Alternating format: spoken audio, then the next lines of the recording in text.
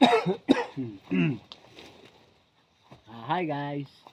Shout out sa inyo lahat mga idol. Dito po tayo sa Mount Itab mga idol.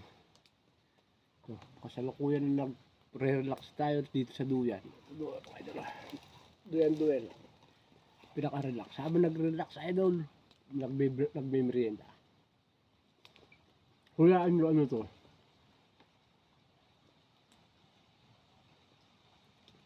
Kung tawagin is kamuting kahoy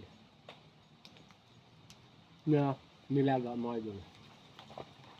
Break time kasi tanghali.